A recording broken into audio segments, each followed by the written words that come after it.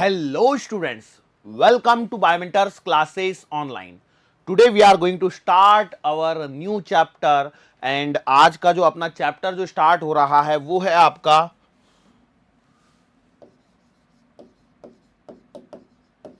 Moving charges and magnetism. ठीक है, moving charges and magnetism. So chapter में entry करने से पहले कुछ एकदम बेसिक सी बातें मैं यहां पर बता दूं कि जैसे हमारे पास में मान के चलो charge is at rest, charge is at rest, तो हम लोग जानते हैं कि इसके कारण यहां पर कोई एक चार्ज है Q, तो इससे R दूरी पर यहां पर एक इलेक्ट्रिक फील्ड प्रोड्यूस होता है और इसे बोला जाता है KQ/R²। ये इसका फॉर्मूला होता है। ये बेसिक बातें हम लोग electric charges and field chapter के अंदर में पढ़ के आते हैं, इतना बेसिक तो हमें पता है। अब चैप्टर का नाम है मूविंग चार्जेस एंड मैग्नेटिज्म, तो अब बेसिक सी बात है कि हम लोगों को यहां पर चार्जेस को चलाना है और साथ में मैग्नेटिज्म, ये क्या कॉन्सेप्ट है, इनका चार्जेस से क्या रिलेशन है, इस वाले टॉपिक पर हम लोगों को आज चर्चा करनी है। ठीक है, अब यदि हम लोग एनसीईआरटी उठा करके देखें तो एनसीईआरटी के अंदर में इंट्रोडक्टरी पार्ट के अंदर में ही क्रिश्चियन ओरस्टेड का नाम सबसे पहले वहां पर दिया गया है। दिया है कि नहीं दिया आप खुद देखेंगे तो आपको मिल जाएगा। एनसीईआरटी पढ़नी चाहिए बेटा, उसमें बहुत काम की चीजें होती हैं, उसको नेगलेक्ट करके नहीं चलेगा। तो उसके अंदर में बताया गया है कि सबसे पहले जो नोटिसेबल फिनोमिना था वो ओरस्टेड ने देखा, और उसने क्या देखा कि जब एक करंट कैरिंग कंडक्टर के पास में एक मैग्नेटिक कंपास को रखा जाता है तो उसके अंदर में एक नोटिसेबल डिफ्लेक्शन प्रोड्यूस होता है। मतलब इतना डिफ्लेक्शन होता है कि आप उसे ऑब्जर्व कर पा रहे हो, तो ऐसा डिफ्लेक्शन वहां पर देखने को मिला। उसके बाद ओएस्टर ने बहुत सारे एक्सपेरिमेंट किए और भी बहुत सारे लोग आए जिन्होंने बहुत सारे अलग अलग एक्सपेरिमेंट किए, और वो एक्सपेरिमेंट का इंट्रोडक्टरी पार्ट आपको चैप्टर के अंदर में जहां पर इंट्रोडक्टरी सेक्शन दिया गया है एनसीईआरटी में वहां पर आपको देखने को मिलेगा। तो वहां पर क्या लिखा गया है कि उन्होंने पाया कि जब हमारे पास में मतलब एक करंट कैरिंग कंडक्टर के आसपास में एक जो आपका मैग्नेट है, यदि मैग्नेटिक कंपास को चलाया जाता है तो वो लगभग एक सर्कल जैसा फॉर्म कर देती हैं।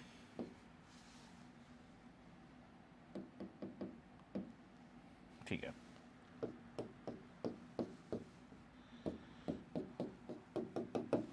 ठीक है, अब मैं यहां पर कर देता हूं। देखो क्या है, मान के चलो यहां पर यदि कंपास को, मैग्नेटिक कंपास को यदि इस करंट कैरिंग वायर के साथ में यदि चलाया जाता है तो जो मैग्नेटिक कंपास के अंदर में जो नीडल है वो कुछ इस तरह से ऐसे चलती है। ठीक है, ये एरो जो है और एक साइड है, तो मैं बता दूं ये जो एरो वाला पोर्शन है वो कंपास का नॉर्थ पोल है और जो दूसरा रिमेनिंग पोर्शन है ये वाला हिस्सा यहां पर साउथ पोल है। मतलब इस प्रकार से आपकी मैग्नेट है।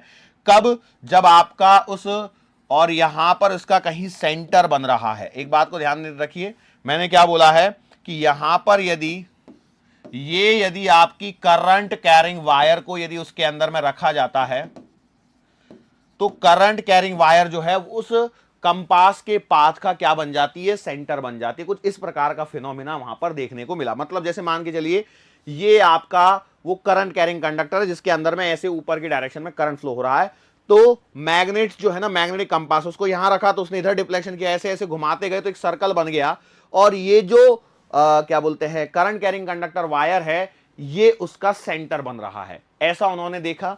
फिर उन्होंने क्या किया, करंट की डायरेक्शन को चेंज करके देखा। अब करंट की डायरेक्शन को चेंज करने पर, करंट की डायरेक्शन को चेंज करने पर, ठीक है, सो करंट की डायरेक्शन को चेंज करने पर उन्होंने पाया कि ये जो एरो है ना, मतलब ये जो डायरेक्शन है वो आपको उल्टी नजर आती है। कैसी नजर आती है बेटा? उल्टी डायरेक्शन में ये मूव होते हुए नजर आ रहे हैं। लेकिन इस बार भी एक पॉइंट जो है वो कॉमन है, और वो पॉइंट कॉमन क्या है कि जो करंट कैरिंग वायर है वो अभी भी इसका सेंटर बनी हुई है। क्या ये बात समझ में आ रही है? Are you getting my point? Yes और नो? बहुत ही आसान सा फिनोमिना था। इन छोटे छोटे फिनोमिनास को उन्होंने क्या किया था, ऑब्जर्व किया था, और उन्हीं फिनोमिनास को मैं यहां पर समझा रहा हूं। अब यहां पर देखिए एक पॉइंट, देखो यहां पर मैंने डॉट बनाया है और यहां पर मैंने क्रॉस बनाया, तो ये बेसिक डायरेक्शन के बारे में आप जानते हैं। ये जो बेसिक डायरेक्शन है, ये डॉट दिखाया है, मतलब अब इस समय आपको देखने पर ये क्या है, आउट ऑफ द प्लेन, और ये क्या है, इनसाइड द प्लेन। बस इतना सा फिनोमिना था जो इन्होंने क्या किया, ऑब्जर्व किया सबसे पहले ओएस्टर्ड ने। लेकिन अब देखो चैप्टर का नाम है मूविंग चार्जेस एंड मैग्नेटिज्म, तो हमको अब उस पर फोकस करना है। बेसिक मैग्नेटिज्म के बारे में आप सभी लोग जानते हैं, बचपन में मैग्नेट से आप लोग भी खेले हुए होंगे। खेले हैं कि नहीं खेले हैं? चलो यदि नहीं खेले हैं तो आप बड़े हो गए हैं तो अभी भी आप खेल सकते हैं। उम्र कोई बचपने की कोई उम्र नहीं होती है, कितने भी बड़े हो के आप बच्चों जैसी हरकतें कर सकते हैं, ठीक है। लेकिन वो ऐसा भी नहीं हो कि आपको उसके बदले में मार खानी पड़ जाए, ठीक है। चलो अब हम लोग थोड़ा सा आगे बढ़ते हैं, और आगे बढ़ने के बाद में हम लोग क्या करते हैं, बेसिकली इस फिनोमिना को समझने की कोशिश करते हैं। किस प्रकार के फिनोमिना, कौन से फिनोमिना को? तो ये देखो हमने क्या देखा कि यार इस वायर में से करंट फ्लो हो रहा था, बराबर। इन वायर में से क्या हो रहा था, करंट फ्लो हो रहा था। तो मैंने लिखा ना करंट कैरिंग वायर। अब इसका मतलब है यहां पर करंट फ्लो हो रहा है, तो इसके अंदर में एक वर्ड है करंट, और करंट का मतलब होता है rate of flow of charge, rate of flow of charge, ये इसका मीनिंग होता है, rate of flow of charge. तो इसका मतलब ये है कि भैया डेफिनेट सी बात, यहां पर एक पॉइंट जो मैं कह सकता हूं वो ये है कि भैया यहां पर चार्जेज क्या हैं, charges are flowing, charges are flowing. इसका मतलब एक सिंपल सी बात निकल के आती है मेरे दिमाग में। देखो मैं छोटी छोटी बातों पर ही ज्यादा फोकस करता हूं कि यार चार्जेज आर फ्लोइंग, मतलब मैं कह सकता हूं कि charges are in motion, charges are in motion, और चार्जेस मोशन में है मतलब charges moving, moving charges and magnetism. मतलब ये यहां पर चैप्टर की जो हेडिंग दे रखी है उसका छोटा सा रिलेशन हम लोगों ने यहां पर देखने की कोशिश की। अब आगे क्या होगा जरा देखते हैं बेटा। अब आगे जब मैं चलता हूं तो देखो हम लोग कुछ बातों को जानते हैं, उन्हीं बातों को हम लोग यहां पर भी देखने की कोशिश करेंगे कि क्या पाया गया, उसके बारे में जरा चर्चा करते हैं। पाया यह गया कि जब आपके पास में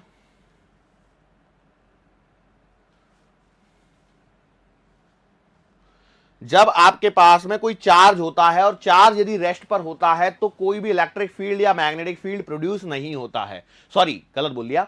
जब कभी भी कोई भी एक चार्ज यदि आपके पास में अवेलेबल है, चार्ज प्रेजेंट है, so there will be always an electric field will be present in the vicinity of that charge, जो हम लोग इलेक्ट्रिक चार्जेस एंड फील्ड से सीख के आए हैं।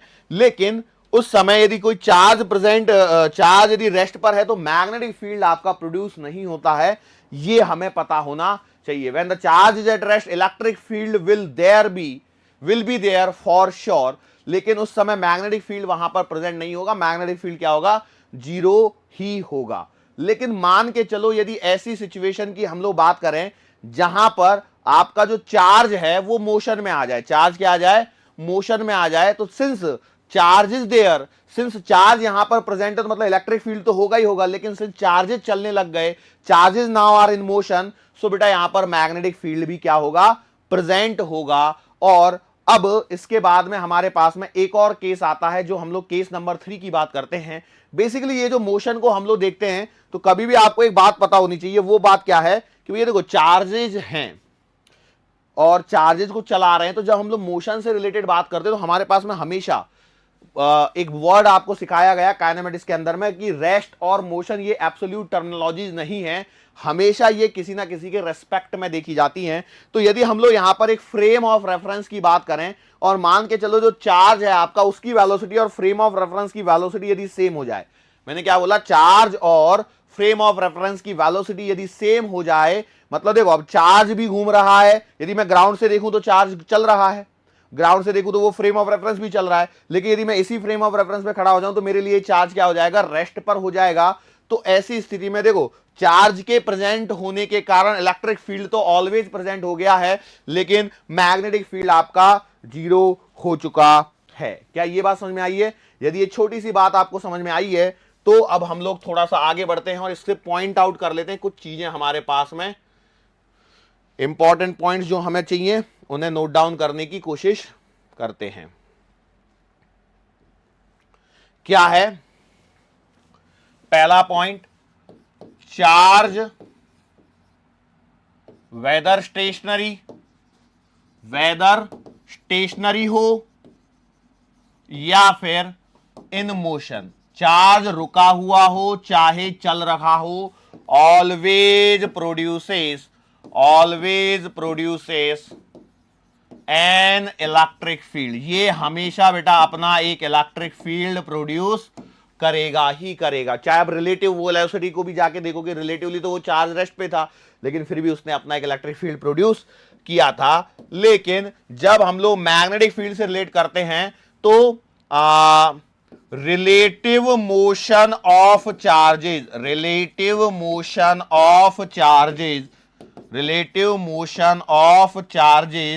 प्रोड्यूसेस मैग्नेटिक फील्ड, क्या प्रोड्यूस करती है बेटा? मैग्नेटिक फील्ड प्रोड्यूस करती है। ये है यहां की एकदम सी बेसिक कहानी। क्या ये बात समझ में आ रही है? श्योर, एकदम सिंपल सी बात करी। मैंने क्या बोला कि भैया relative motion of the charges will produce a magnetic field. यदि रिलेटिव मोशन नहीं हो रही है, मतलब आपका फ्रेम ऑफ रेफरेंस के रिस्पेक्ट में यदि चार्ज की रिलेटिव वेलोसिटी 0 आ जाती है, तो आपका क्या हो जाएगा? मैग्नेटिक फील्ड 0 हो जाएगा। क्या ये बात समझ में आ रही है? श्योर। जैसे यदि मैं बनाना चाहूं, जैसे मान के चलो ये एक फ्रेम ऑफ रेफरेंस है और इसके अंदर में एक चार्ज है Q, ठीक है। सेम कहानी 3 बार बनाता हूं मैं ताकि आप लोगों को समझ में आ जाए इजीली, ठीक है। ये फ्रेम ऑफ रेफरेंस है, ये फ्रेम ऑफ रेफरेंस है R1, ये है R2 और ये है R3, ठीक है। इसके लिए ये है एट रेस्ट पर, ठीक है। ये frame of reference at rest पर है, मान के चलो ये भी एट रेस्ट पर है, और ये है आपका, इसकी वेलोसिटी आपको गिवन है v, ठीक है। ये फ्रेम ऑफ रेफरेंस की बात चल रही है। ये जो कोऑर्डिनेट बनाएंगे ना टेढ़े बेढ़े से, ये क्या है? ये है। अब इसके अंदर में लेट से यहां पर एक चार्ज है Q और ये चार्ज इज एट रेस्ट। इसके अंदर में जो चार्ज है वो v वेलोसिटी से चल रहा है, और यहां पर भी एक चार्ज है, ये भी v वेलोसिटी से चल रहा है, ठीक है। तो ये 3 सिचुएशन यहां पर मैंने बना दी हैं। अब इन 3 सिचुएशन के लिए सिंपल सी बात ये है कि भैया यहां पर इलेक्ट्रिक फील्ड 0 नहीं होगा, लेकिन मैग्नेटिक फील्ड 0 होगा। यहां पर भी बेटा इलेक्ट्रिक फील्ड 0 नहीं होगा, मैग्नेटिक फील्ड भी 0 नहीं होगा, क्योंकि अब आपका चार्ज चल रहा है। और तीसरी सिचुएशन देखिए, ये फ्रेम ऑफ रेफरेंस भी v वेलोसिटी से चल रहा है और चार्ज भी आपका v वेलोसिटी से चल रहा है। तो बेटा इस बार आपका इलेक्ट्रिक फील्ड तो 0 नहीं होगा, लेकिन बेटा मैग्नेटिक फील्ड 0 हो जाएगा, क्योंकि रिलेटिवली यदि देखा जाए फ्रेम ऑफ रेफरेंस में, तो आपका चार्ज क्या है? At rest with respect to that frame of reference. क्या ये छोटा सा पॉइंट समझ में आया? मैंने जो वीडियो दिखाया था उसी से रिलेटेड मैंने सवाल यहां पर बना के आपके सामने प्रेजेंट कर दिया। तो ये 6 सवाल है। अब 6 में 3 तो सबका आंसर सेम है, तीनों का, तो e is not equal to 0। मतलब सिंपल सी कहानी ये है, जो मैंने ये 2 पॉइंट आपको लिखवाए हैं, उसका पहला पॉइंट जो ये बोल रहा है, क्या बोल रहा है?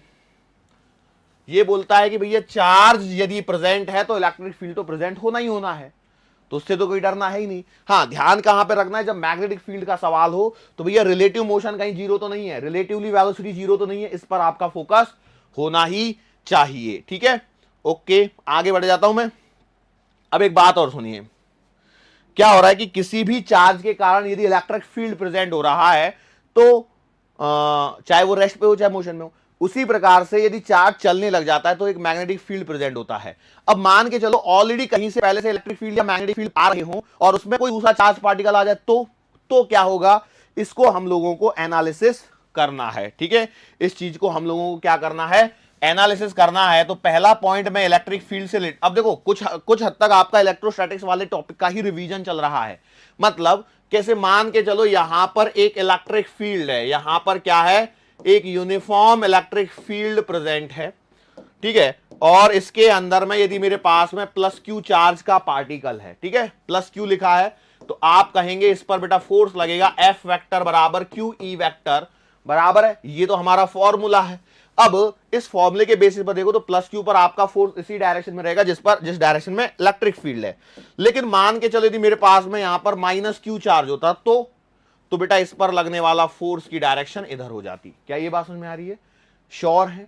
मैग्नीट्यूड वाइज देखो तो बेटा F बराबर है क्यू ई, और डायरेक्शन कैसे देखनी है? ध्यान से देखो मैं क्या बोल रहा हूं। मैग्नीट्यूड वाइज F बराबर क्यू ई। यदि पॉजिटिव चार्ज है तो इस पर लगने वाले जो फोर्स की डायरेक्शन और इलेक्ट्रिक फील्ड की डायरेक्शन सेम होगी। नेगेटिव चार्जेस हैं तो बेटा फोर्स की जो डायरेक्शन है वो opposite to the electric field होगी। ये बात मैंने यहां पर बताई है। मैं उम्मीद करता हूं इलेक्ट्रोस्टैटिक्स के अंदर में ये आपने पॉइंट अच्छे से पढ़ा हुआ है। यदि नहीं पढ़ा है तो आपको फिर से पढ़ने की जरूरत है। ठीक है, अब एक बात देखो यार, इलेक्ट्रिक फील्ड के अंदर में जब कोई चार्ज पार्टिकल आता है तो उस पर फोर्स लिखना बहुत ही आसान काम है, उस पर फोर्स लिखना बहुत ही आसान है। लेकिन जब मान के चलो ऐसा ही यदि कोई मैग्नेटिक फील्ड कहीं प्रेजेंट हो और उसके अंदर में चार्ज हो, उसके अंदर में क्या हो, कोई चार्ज पार्टिकल हो और वो आपका चले, वो आपका क्या करे, चले, तो ही आपका फोर्स लगेगा, तो ही आपका क्या लगेगा, फोर्स लगेगा। और वो जो फोर्स है उसे हम लोग लिखेंगे कुछ इस प्रकार से। किस प्रकार से, QVB से। मतलब कैसे,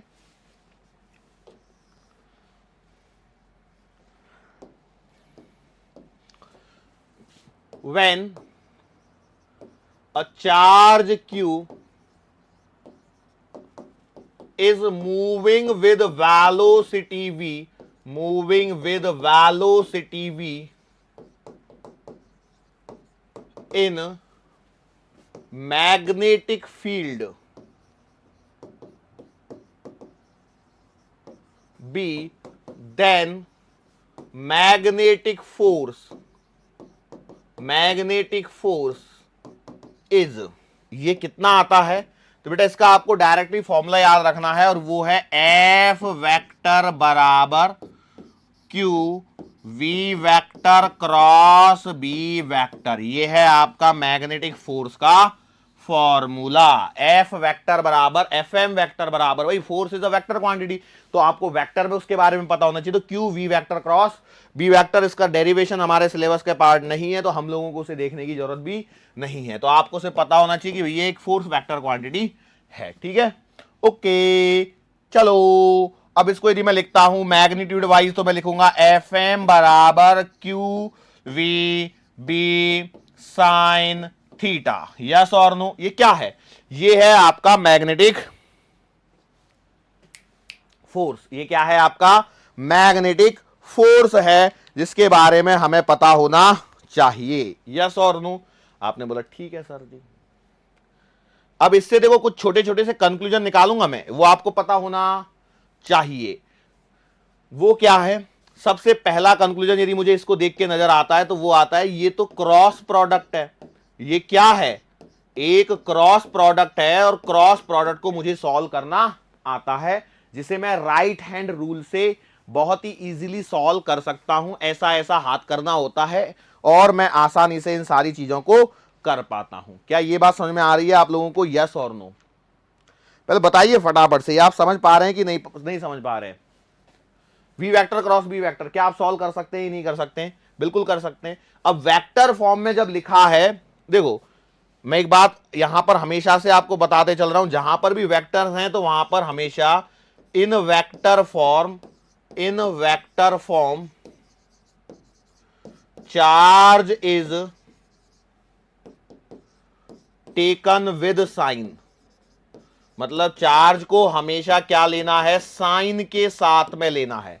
कब, जब आपका वेक्टर फॉर्म में आप फॉर्मूला यूज कर रहे हो। लेकिन मैं तो सजेस्ट करूंगा QVB साइन थीटा को करो, उससे ज्यादा आसानी से सॉल्व हो जाएगा।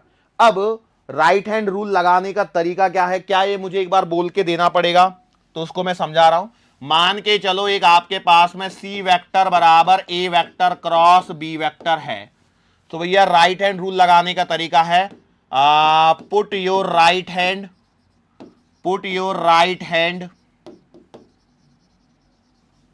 on first vector in the direction of first vector, है ना? नहीं तो कई लोग क्या करेंगे, सर पहले वेक्टर पे तो लिख दिया in the direction of first vector। ठीक है, दूसरा पॉइंट देखो, ये ऐसा हाथ रखना है। ठीक है, ऐसा हाथ भी चाहिए तो बना लेना भैया कि ऐसा हाथ रखना है कहां पर, फर्स्ट वेक्टर पर। लिख देता हूं क्या, विद ओपन पाम, मतलब हथेली खुली हुई होनी चाहिए, ऐसे हथेली खुली हुई होनी चाहिए। नहीं तो कई लोग इसमें भी गलत मीनिंग ये निकालेंगे कि छोटी छोटी सी खामियों को ढूंढेंगे, तो इसलिए मैंने लिख दिया open palm. Now curl fingers, curl fingers towards second vector. अब आपको क्या करना है, उंगलियों को मोड़ना है दूसरे सदिश की दिशा में। जिस भी डायरेक्शन में दूसरा वेक्टर है उस डायरेक्शन में आप अपनी उंगलियों को मोड़ लीजिए। एंड फाइनल कंक्लूजन ये है कि the thumb will give you, the thumb will give you, thumb will give you direction of resultant, direction of resultant. ये बात समझ में आ रही है। अब यदि इसको हम लोगों को यहां पर यूज करना है, कहां पर, मूविंग चार्जेस एंड मैग्नेटिज्म के अंदर में, तो जाहिर सी बात है बेटा आपको फर्स्ट वेक्टर यहां पर कौन है, it is your first vector and it is your second vector. इतना जरूर ध्यान रखने ना, नहीं तो गड़बड़ी हो जाएगी। और जाहिर सी बात है गड़बड़ी आप करके ही आओगे, ये होता ही है। ठीक है, चलो तो जरा हम लोग यहां पर समझने की कोशिश करते हैं थोड़ा सा।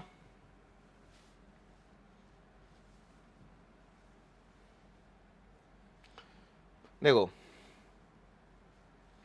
ध्यान रखिए, मैंने यहां पे दो वेक्टर बनाए, एक तो वी वेक्टर और एक बी वेक्टर, एक वी वेक्टर है और एक बी वेक्टर है। तो देखो हाथ को मैंने, देखो कैसे रखना है, हाथ देख पा रहे हैं कि नहीं देख पा रहे हैं, देखो ये नाखून वाखून भी बनाने की कोशिश करी गई है इसलिए।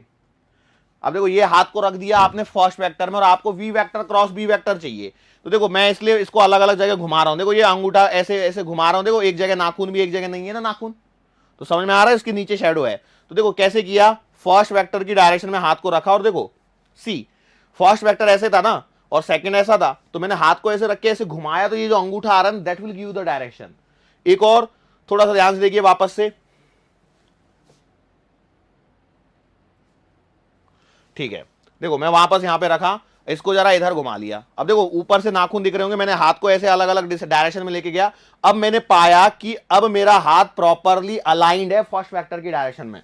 अब मेरा हाथ प्रॉपरली अलाइंड है फर्स्ट वेक्टर की डायरेक्शन में, दिख रहा है, जिस डायरेक्शन में है उसी डायरेक्शन में मैंने हाथ को कर लिया है। यही बस यहां पर समझना है। अब उसके बाद क्या होगा, उसके बाद में उंगलियों को मोड़ो डायरेक्शन किधर, सेकंड वेक्टर की तरफ। तो बस ये सेकंड वेक्टर की तरफ मोड़ ली, इतना सा काम है। अब ये जो अंगूठा है that will give you the direction of magnetic force, that will give you the direction of magnetic force. क्या कर पाएंगे, सो भैया देखो ये अंगूठा आ गया तो इस डायरेक्शन में मैग्नेटिक फोर्स। अब देखो इसको जरा ध्यान से देखिए, देखो उंगलियों को मोड़ के दिखाया हुआ है, प्रॉपरली इस डायग्राम को ऑब्जर्व कीजिए। देखो ये वी वेलोसिटी वेक्टर, ये magnetic field vector B vector और ये फोर्स। तो देखो इस प्रकार से घुमाने पर ये फोर्स वेक्टर इस तरह से आ रहा है, ये यहां पर होता है। ठीक है, नाउ एक और बार देख लेते हैं, देखो कैसे अलाइनमेंट लेना है। देखो ये वी वेक्टर और ये बी वेक्टर, तो आप अपने हाथ को कैसे लेके आओगे, किस प्रकार से हाथ को लेकर के आओगे। तो देखो मैं इसको हाथ को यहां से लेके आ रहा हूं, ये आया मेरा हाथ। तो देखो ऐसे नहीं, थोड़ा हाथ को टेढ़ा मेढ़ा करके देखिए कि वो फर्स्ट वेक्टर की डायरेक्शन में आ रहा है या नहीं आ रहा है, फर्स्ट वेक्टर की डायरेक्शन में आ रहा है या नहीं आ रहा है, और उसके बाद उसे घुमाने की कोशिश करिए। देखो अलग अलग एंगल से दिखाने की कोशिश करिए। देखो अब देखिए वो वी वेक्टर अंदर की तरफ है तो आपने ऐसे कर लिया, यदि ऐसे घूम गया तो देखो आपका हाथ भी वी वेक्टर के डायरेक्शन में घूमना चाहिए। और देखो अब क्या किया मैंने यहां पर, इस प्रकार से किया कि नहीं किया, बस। तो ये this will be the direction. अरे बोलो समझ में आ रही है, दिस इज द डायरेक्शन। देखो ये अंगूठा किधर दिखा रहा है उसको देखिए ध्यान से, जब तक आप ध्यान से नहीं देखेंगे तब तक आप इस चीज को नहीं पकड़ पाएंगे। देखो ये कहानी थी, क्लियर है। देखो ये इधर में बी वेक्टर, ये इधर में बी वेक्टर और ये नीचे की तरफ। अब मैं इतना टेढ़ा नहीं हो सकता, मेरी कमर लचक जाएगी बेमतलब की। चलो अब हम लोग इस पे करते हैं थोड़ी सी प्रैक्टिस। प्रैक्टिस पेज आ गया ना, ओके। समझ में आया है कि नहीं आया, पहले तो ये बात बताओ। सर आप ही घूम लिए टेढ़े मेढ़े से, हम नहीं घूम पा रहे। चलो कोई बात नहीं। देखो आपको क्या करना है, आपकी नोटबुक के अंदर में ऐसे बनाना है, ठीक है। ऐसे क्या करना है, कुछ एक बनाना है डायग्राम, और यहां पर नंबरिंग करनी है 1 2 3 4 5 6 7 8। फिर यहां पर लिखना है डॉट, और यहां पर लिखना है 9 नंबर, और यहां पर लिखना है क्रॉस, और यहां लिखना है 10 नंबर। ठीक है, ये समझ में आ गया। सर इसमें समझने लायक था क्या, पहले तो ये बताओ। मैं बोला ये डायरेक्शंस हैं, अब इसके बेसिस पर क्वेश्चंस का आंसर करना है आप लोगों को। ठीक है, अब मैं क्वेश्चन बनाऊंगा मन से, मेरे मन से, जैसे मन में आए वैसे मैं क्वेश्चन बना सकता हूं, ठीक है। अब देखो मैं क्वेश्चन बनाना स्टार्ट करता हूं, आपको आंसर करना है ईमानदारी से, ठीक है। पहला क्वेश्चन है मेरे पास में, मैंने ऐसे दिया है v वेक्टर और ऐसे दिया है b वेक्टर, ठीक है। ध्यान से रखना, इसमें समझ लीजिए 9 नंबर जो है पॉइंट दिखा रहा है, वेक्टर चैप्टर को रिकॉल कीजिए, डॉट है मतलब आउट ऑफ द प्लेन और क्रॉस है मतलब इन द प्लेन, ठीक है। 9 नंबर और 10 नंबर, इसका आंसर दीजिए, क्या आंसर आएगा फटाफट से। 1 2 3 4 से लेकर 10 ऑप्शन दिए हर एक सवाल के लिए, इससे ज्यादा और क्या लोगे बोलो। 10 ऑप्शन दे रहा हूं एक एक सवाल के साथ में, अब तो आराम से कर सकते हो। चलो करो फटाफट, कैसे करना है। Take your right hand, take your right hand, put the right hand in the direction of first vector on the first vector, पहले वेक्टर के ऊपर रख दीजिए। तो मैं ऐसे रख सकता हूं, ऐसे रख सकता हूं, ऐसे रख सकता हूं, क्या नहीं, ऐसे ऐसे ऐसे, देखो ऐसे मैं बहुत सारे एंगल्स में रख सकता हूं, इसको देखा चाहे तो, ठीक है, रख सकता हूं, नहीं रख सकता, यस। लेकिन आपको फाइनली वो डायरेक्शन में रखना है ताकि आप दूसरे डायरेक्शन में उंगलियों को कर्ल कर सको। अब जैसे मान लो आपने ऐसे रख लिया, ठीक है, होंगे बहुत सारे महानुभाव जो ऐसे रखेंगे, अब उनको मोड़ के देखो उंगलियों को, मेरी उंगली तो टूट सकती है भाई, मैं नहीं मोड़ूंगा, लेकिन आप लोगों में से होंगी कई लोगों की उंगलियां जो मुड़ रही हैं, वो बोलेंगे सही है ऐसे ही आएगा, नहीं। मैं क्या बोल रहा हूं, उंगलियों को कंफर्टेबली आप मोड़ पाओ, देखो ऐसे मुड़ रही कि नहीं, देखो देखो देखो देखो देखो देखो, वी की तरफ है, वी से बी की तरफ है, अंगूठा अंदर आया, मतलब इस सवाल का आंसर आएगा कितना, 10, मतलब 10 नंबर। क्या सबका आया? चलो और करो सर, एक सवाल से मन नहीं भरा, और एक दो करवा दो। देखो इसमें सवाल पूछा जा सकता है, हो सकता है नहीं भी पूछे, लेकिन आपका कॉन्सेप्ट तो पता होना चाहिए, क्योंकि आगे बहुत सारी चीजें डायरेक्शंस के बेसिस पर भी काम में आती हैं। जैसे मान चलो मैंने एक सवाल बनाया, टिंग डिंग डिंग डिंग डिंग, मैंने बोला ये है आपका v वेक्टर और ये है आपका b वेक्टर। सर कहीं v वेक्टर दिख नहीं रहा, अबे ये देखो अभी डॉट अब दिख गया। अब बताओ इसका आंसर क्या आएगा, फटाफट करके बताओ। अब देखो क्या करोगे, ये आपका ऐसा रखा, उंगलियों को बाहर की तरफ निकालना है, तो आंसर विल बी दिस, मतलब आंसर कितना आएगा इसका, 3 नंबर इज द आंसर। अरे 3 नंबर ऐसे आएगा, मैग्नेटिक फोर्स। अरे देखो देखो देखो, अरे बात समझ में आ रही है? सर और एक आधा कराओ, चलो और एक आधा करा दो, मिटा के कराऊं कि रहने दूं?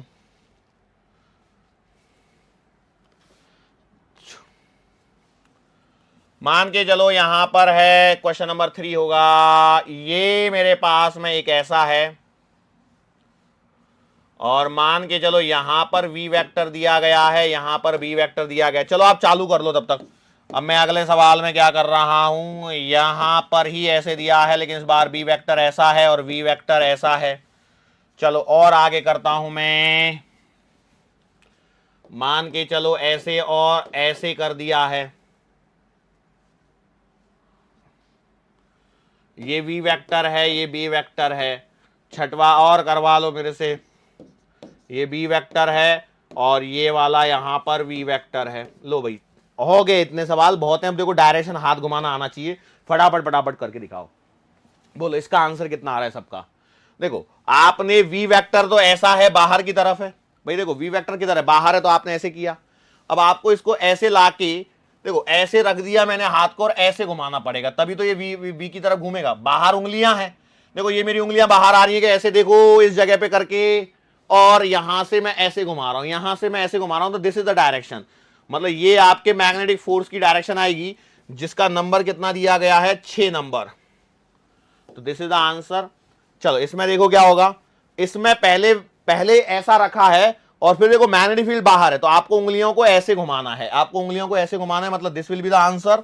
और ये जो आंसर आएगा वो आएगा 2 नंबर वाला, मतलब इस वाले केस में मैग्नेटिक फील्ड का डायरेक्शन, मैग्नेटिक फोर्स का डायरेक्शन ये आएगा, that is the second direction, ठीक है। चलो इसमें करके देखो, तो वेलोसिटी ऐसे है, और आपका जो मैग्नेटिक फील्ड है वो अंदर है, तो अंदर कैसे लेके आओगे, तो बेटा ऐसे करके आप घूमिए थोड़ा सा अपनी जगह से, हिलने का कष्ट कीजिए।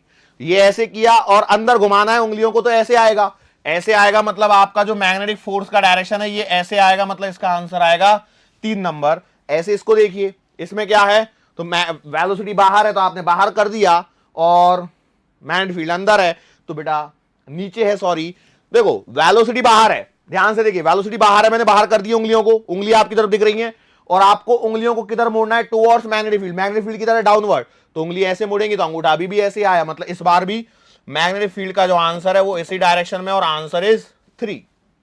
सर इसमें और इसमें फर्क क्या है? देखो इसमें जो वेलोसिटी है ना वो नीचे है, ठीक है, वेलोसिटी पहले नीचे है, लेकिन अब आपका मैग्नेटिक फील्ड किधर है? तो मैग्नेटिक फील्ड आपका अब अंदर है, तो आपको ऐसे करना पड़ रहा है। सोचिए यदि इसी जगह पर मैं एक सवाल दे देता हूं, देखो ऐसे, ये वेलोसिटी वेक्टर और ये वाला जो है मैग्नेटिक फील्ड वेक्टर, तो अब क्या करूं? तो अब थोड़ी हाथ को ऐसे रख के ऐसे घुमाओगे जबरदस्ती, नहीं, अब आप क्या कीजिए, ऐसे रख लीजिए, मतलब ऐसे रख लूं मैं, ठीक है, रख लिया वेलोसिटी डायरेक्शन में, और मैग्नेटिक फील्ड की तरफ घुमाओ तो मैग्नेटिक फील्ड बाहर है, तो ऐसे घुमाएगा तो अंगूठा ऐसे आएगा, मतलब आपका मैग्नेटिक फोर्स का आंसर ये हो गया। तो कितना आंसर मैं रखूंगा मैं इसमें? 7 नंबर। तो देखो अलग अलग आंसर्स मैं यहां पर निकाल के दे चुका हूं, ठीक है, श्योर हैं? बहुत सारे सवाल हो गए। चलो ये डायरेक्शन का खेल मुझे लगता है कि आप लोगों को समझ में आ गया होगा। अब एक बात समझ लीजिए, ये जो बी है ना, ये जो बी है, इसे बी को ही बोला जाता है मैग्नेटिक फील्ड बोलेंगे, मैग्नेटिक फील्ड इंटेंसिटी बोलेंगे। आगे चल के कंफ्यूजन नहीं होना चाहिए। मान के चलो एग्जाम में वर्ड्स लिखे आ रहे हैं, मैग्नेटिक फील्ड लिख दिया, मैग्नेटिक फील्ड इंटेंसिटी लिख दिया, या फिर हम लोग मैग्नेटिक इंडक्शन लिखेंगे। ये सब बी हैं, ये सब क्या हैं? बी है, मैग्नेटिक इंडक्शन। ये बहुत पुराना नाम है। इसके अलावा एक और नाम रह गया है ना, हो गया क्या सब? एक और रह गया, हाँ, magnetic flux density. Magnetic flux आगे चल के आएगा, मैग्नेटिक फ्लक्स अलग चीज है और मैग्नेटिक फ्लक्स डेंसिटी। अभी जो हम लोग पढ़ रहे हैं वो अभी तक मैग्नेटिक फील्ड डेंसिटी पर ही चर्चा कर रहे हैं, या मैग्नेटिक फील्ड लिखा होगा, magnetic field intensity, magnetic induction, magnetic flux density, चारों में से कोई भी वर्ड आए, all 4 are representing the B, capital B, B for बड़ा एप्पल। अरे ए फॉर एप्पल तो बी फॉर क्या? बड़ा एप्पल, जाहिर सी बात है।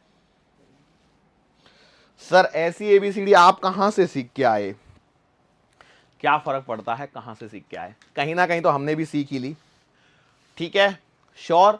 अच्छा अब, अरे एक चीज रह गई इसमें, क्या रह गई सर? यूनिट रह गई। अरे यूनिट तो लिखी नहीं है ना, मैग्नेटिक फ्लक्स आएगा, फ्लक्स इंटेंसिटी, मैग्नेटिक इंडक्शन या मैग्नेटिक फ्लक्स डेंसिटी, कुछ भी आए, इनकी जो यूनिट्स हैं वो देखो, एक तो आप इस फॉर्मूले से निकाल सकते हो, कैसे? F बराबर था Q V B sine theta, तो यहां से आप B बराबर F अपॉन क्यू वी लिख के, क्योंकि साइन थीटा से तो कोई मतलब है नहीं, क्योंकि साइन थीटा तो डायमेंशनलेस यूनिटलेस है, तो आप यहां पे न्यूटन और इनकी सारी वैल्यूज को पुट कर करके यहां से आप निकाल सकते हैं। एक तरीका तो मैंने ये बता दिया। दूसरा जो इसमें आएगा यूनिट, वो आएगा टेस्ला। टेस्ला जिसे हम लोग रिप्रेजेंट करेंगे कैपिटल टी से, जैसे न्यूटन को कैपिटल एन से रिप्रेजेंट करते हैं, वैसे टेस्ला को कैपिटल टी से रिप्रेजेंट करेंगे। और मैं आपको बता दूं, 1 टेस्ला का मतलब होता है 1 न्यूटन पर एम्पियर मीटर, ठीक है। 1 टेस्ला जो होता है वो आपका 1 न्यूटन पर एम्पियर मीटर के बराबर होता है। मतलब मैंने आपका काम बहुत ही आसान कर दिया। अब आप इसके डायमेंशंस खुद से लिख सकते हैं, होने चाहिए बेटा। देखो क्या है ना, कई बार है ना यूनिट्स एंड डायमेंशन में डायरेक्टली सवाल आ जाते हैं, तो आपको पता होना चाहिए। इसकी एक और यूनिट होती है, इसको और एक और तरीके से रिप्रेजेंट किया जाता है, वो मैं यहां पे लिख देता हूं। देखो 1 टेस्ला बराबर आपके पास में 1 न्यूटन पर एम्पियर मीटर तो था ही था, ऑल्सो 1 टेस्ला बराबर 1 वेबर पर मीटर स्क्वायर भी होता है। ये आगे चल के आपको यूनिट सीखने को मिलेगी, वेबर पर मीटर स्क्वायर। जब हम लोग फ्लक्स के बारे में बात कर लेंगे तो फ्लक्स की यूनिट वेबर होती है, तो फ्लक्स डेंसिटी है, तो magnetic field, magnetic flux per unit area, उसे मैग्नेटिक फील्ड डेंसिटी भी बोलते हैं, ठीक है। तो 1 वेबर पर मीटर स्क्वायर। अब देखो कुछ छोटी छोटी चीजें जो याद रख रही हैं, अभी आज के लेक्चर में बहुत सारा ऐसा ही है, बाद में आपको बहुत ही कंफर्टेबल फील होगा।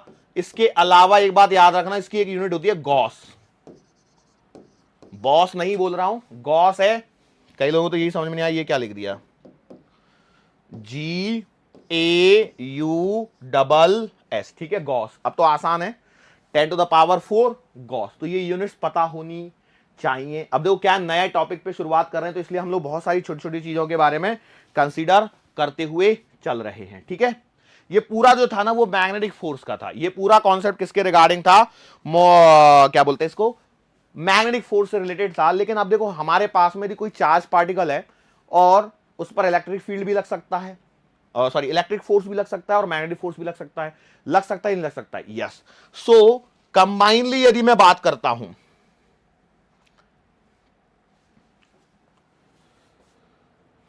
कैसे लिखूं इसको, if electric field and magnetic field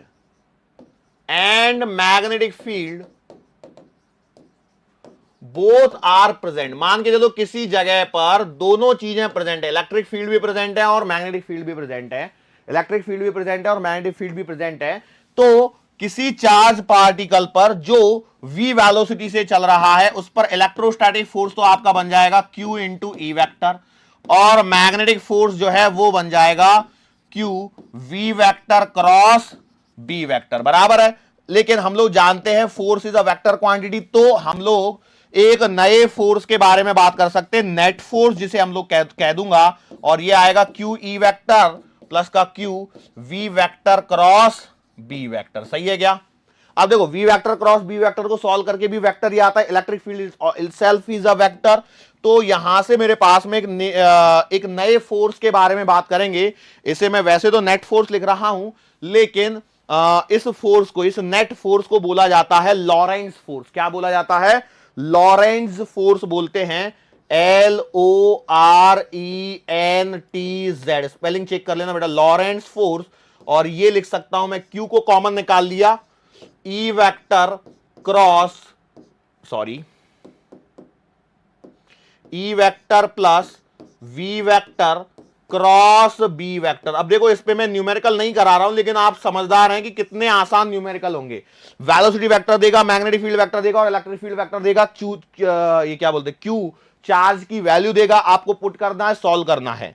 अब ये बहुत ही बच्चों वाला काम है, जिसको आता है बहुत ही आसान है, ठीक है, यस और नो। तो अब देखो इसमें ये पूरा नेट फोर्स का खेल हो गया। अब यहां से देखो मैंने एक पॉइंट आपके सामने बताया, वो क्या है, यदि किसी जगह पर इलेक्ट्रिक फील्ड और मैग्नेटिक फील्ड दोनों प्रेजेंट हो और एक चार्ज पार्टिकल Q इस इलेक्ट्रिक फील्ड या मैग्नेटिक फील्ड के अंदर में v वेलोसिटी से साथ में चल रहा हो, तो उस पर नेट फोर्स जो लगता है वो आपका इतना आता है, जिसे लॉरेंट्ज फोर्स कहते हैं।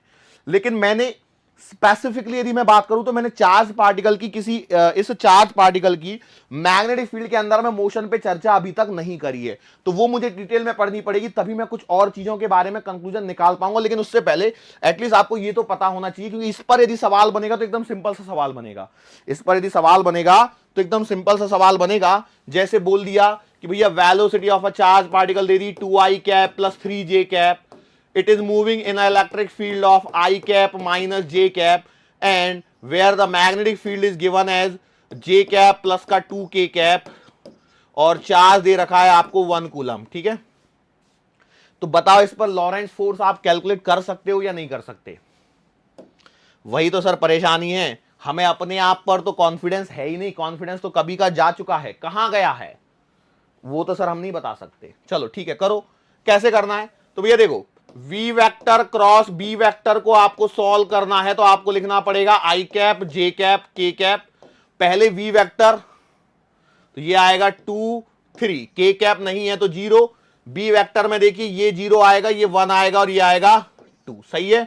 चलो इसको सॉल्व करते हैं, तो i कैप लिखोगे तो कितना आएगा 6, क्योंकि तो 0 है, माइनस का j कैप लिखोगे तो ये आएगा 4, और प्लस का k कैप लिखोगे तो ये 0 होगा तो 2, ठीक है।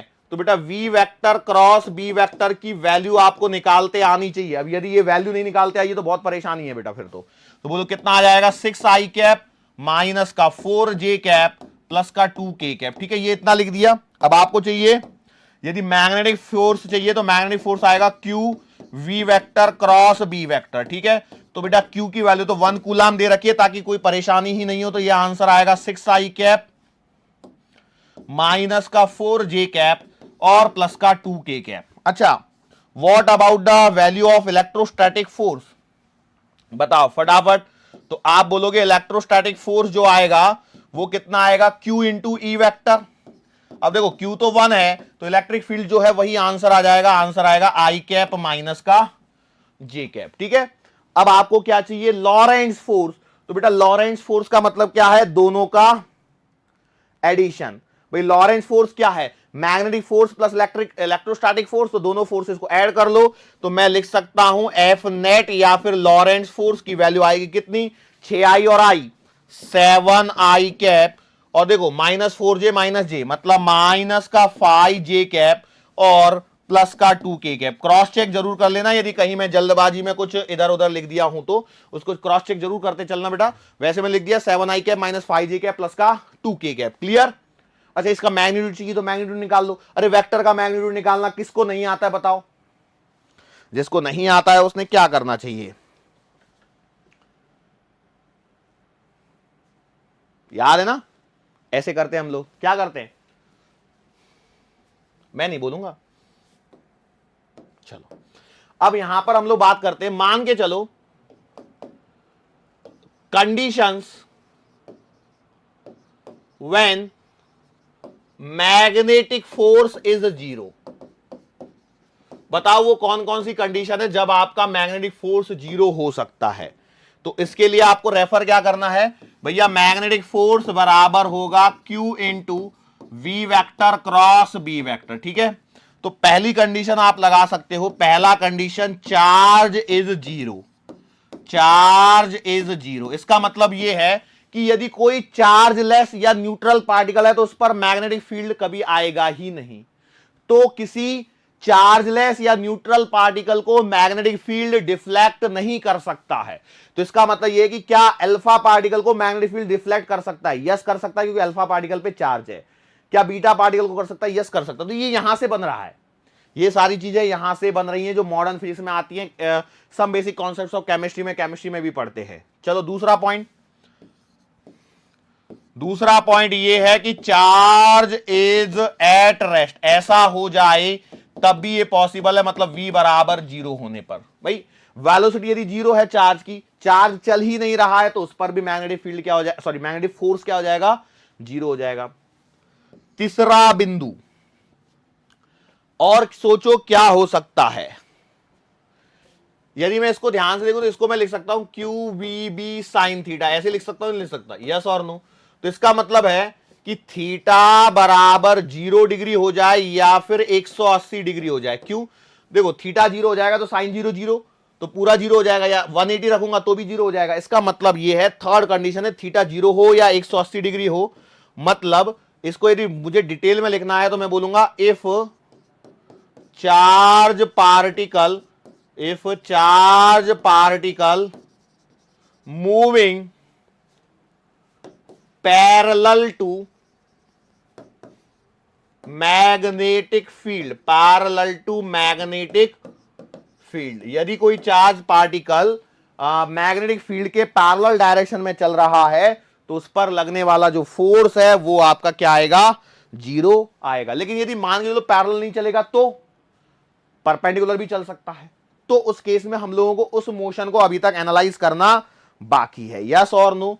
अच्छा एक बात और ध्यान रखना, मैं अभी जो भी सवाल करवा रहा था ना डायरेक्शन वाले, ये सब पॉजिटिव चार्ज को कंसीडर करते हुए करवा रहा था। मैं आपको बताना चाहूंगा कि यदि नेगेटिव चार्ज आएगा तो उस केस में क्या करेंगे। मैं वापस लौट के आ रहा हूं यहां पर, एक्चुअली क्या है, मुझे अभी एक पॉइंट रिकॉल हुआ कि अरे मैंने नेगेटिव के लिए, ये सारे जो डायरेक्शन आपने निकाली हैं, all these directions are only for positive charge. लिख लीजिए नोट, अभी मैं बोल रहा हूं, क्या बोल रहा हूं, ये जो सवाल हमने किए हैं all these questions are only for positive charges.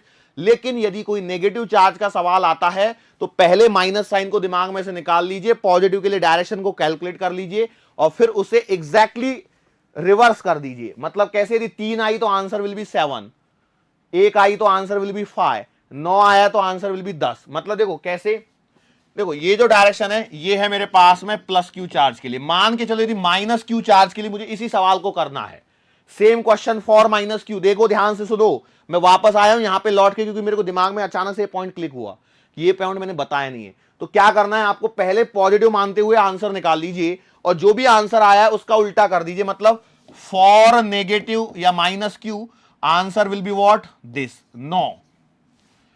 ऐसे इसमें देखिए, यदि ये पॉजिटिव चार्ज के लिए मैंने माना है तो बेटा यही सवाल फॉर नेगेटिव माइनस क्यू के लिए आंसर कितना आएगा, 3 का उल्टा कितना है, 7। समझ में आ रहा है? डायरेक्ट यही तरीका है। वेक्टर से तो उलझते बैठोगे, वेक्टर से अपने आप आ जाता है, लेकिन मान लो कहीं ऐसे सवाल के पॉइंट ऑफ में पूछा जाए तो आपके लिए ज्यादा आसान है। मतलब ऐसे सवाल कैसे कि जो बोर्ड लेवल के बच्चे होते हैं उनको वाई वगैरह में ऐसे पूछते हैं सवाल एग्जामिनर आके, और बच्चा हैरान परेशान सा घूमता रहता है, मैं आई कैप कहां डालूं, जे कैप कहां डालूं, के कैप कहां डालूं, कहीं समझ में नहीं आ रहा। और एग्जामिनर जानबूझ के ऐसा सवाल लेगा, बीटा पार्टिकल को बोलेगा, अब उसके दिमाग में नहीं आता ये बीटा पार्टिकल कहां है, अरे ये तो मॉडर्न फिजिक्स का सवाल था, फिर ये मैग्नेटिज्म में डायरेक्शन पूछ रहे हैं, एग्जैक्टली एग्जामिनर चाहता क्या है मेरे से, मेरी क्यों जान लेने के पीछे तुला हुआ है। ऐसा नहीं है, वो आपके कॉन्सेप्ट चेक कर रहा है। अब देखो आपको मैंने ट्रिक बता दी, प्लस के लिए आप डायरेक्शन यूज कीजिए, राइट हैंड रूल ऐसे करना है, ऐसे कौन करता है, कोई तो करता होगा ना, ऐसे ऐसे करना है, और उसके बाद क्या है, यदि माइनस साइन आ जाए तो डायरेक्शन को चेंज कर दीजिए, कहानी खत्म। श्योर। सो ये हमारा टॉपिक का इंट्रोडक्टरी पार्ट था बेटा। अब यहां से आगे हम लोगों को इस चार्ज पार्टिकल को मैग्नेटिक फील्ड के अंदर में चलाना है, और जब चलाएंगे तो फिर अच्छे से चलाएंगे, उसमें फिर हम लोग पैरेलल चलाएंगे, एंटी पैरेलल चलाएंगे, परपेंडिकुलर चलाएंगे, एक थीटा एंगल पे चलाएंगे, अंदर घुसा के चलाएंगे, बाहर से चलाएंगे, अलग अलग जगह से उसको चलवाएंगे, और फिर हम लोग यहां पर आगे चर्चा करेंगे। ठीक है, motion in a magnetic field अच्छा टॉपिक है, और उसको हम लोगों को यहां पर कवर करना है। यदि आप एनसीईआरटी देखोगे तो एनसीईआरटी के अंदर में तो बहुत कम सा लिखा हुआ है सिलेबस का पोर्शन के हिसाब से, लेकिन हम लोगों को पढ़ना थोड़ा सा ज्यादा डिटेल में रहेगा, क्योंकि एग्जामिनर किसी भी तरह का सवाल पूछ सकता है और वो आपको पता होना चाहिए। ठीक है, सो आज के लिए बेटा बस इतना ही, मुलाकात फिर से होगी आने वाले अगले लेक्चर के दरमियान। सो तब तक के लिए धन्यवाद।